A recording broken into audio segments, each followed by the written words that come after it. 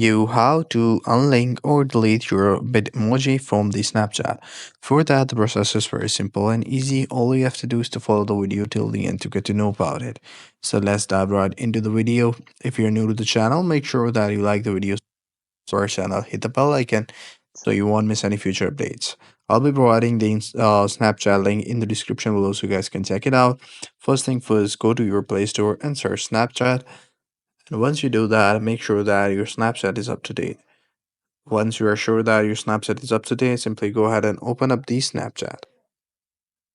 In the Snapchat, go to your profile on the top left corner, and in the top left corner, what you have to do is go to the settings.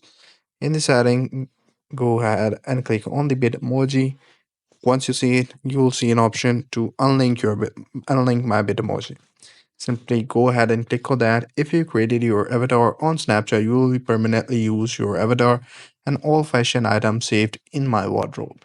So just simply click on remove button and it will remove it. So this is how you guys can do it.